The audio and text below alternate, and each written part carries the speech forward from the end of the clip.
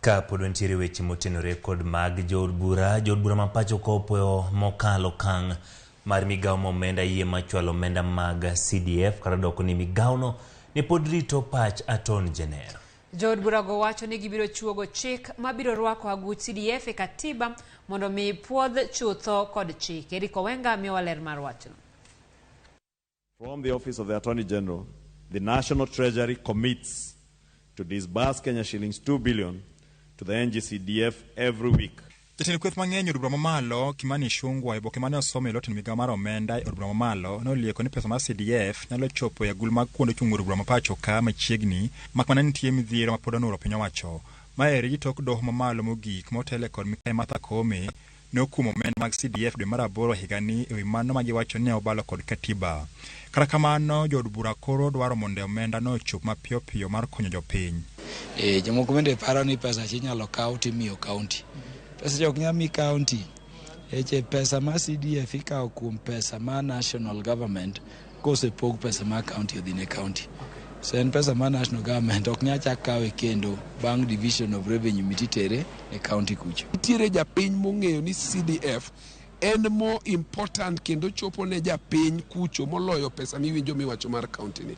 An awuon from Madare matamla mar ariyo. Ok anyal siemo ni gimoro achiel ma kaunti osetimo manyalo konyo ni pesa mar kaunti ni otimo. Jood bura lero ni CDF no neno omenda ma kinde duto osebedo ka konyo lek mar jopuonjre mathuru ka ahinya to mago ma ok anyuola mochano. Nitie gik moko mimilruogo gi moko dwa milorego. Ka girono migi pesa mokalo mimiyo gi sani giwe gimany to kik gidonje CDF. To CDF konyo pinjewa. Sama nyithiwa ok dhi sikul kaka koro gin dala sani cha biro gik seche moko mobiro oro gir senator go. Adhi omigi pesa magidhian senator ok nya miyogi. Jood bura kata kamano singo chuogo chik ma koro biro keto CDF e katiba mar geng'o doho kwede kendo kinde mabiro. Koro nitiere draft bill mosekel ma koro wadwa kawo gini koro wayienge katiba mane giwacho ni waketho cha. Kech katiba kose keti ni CDF nie katiba ok nya bedo unconstitutional. Omenda mar CDF en mano ma jood bura mapacho ka osebedo ka tiyogo tijegi kumoting'o gero skunde, apaya, stesende mag obila gi chiwo kony mar somo ne jopuonjre e kinde mamoko. Gie sani koro irito ka Attorney General mapacho ka Justin Muturi bende biro puodho wach mar omenda no kata oyo. Report mar migao mar omenda lero ni kuonde ute bura duto 290 owinjore yud omenda korito romo bilion 44.2 e omenda ma ochakore dwe mar 6 higani.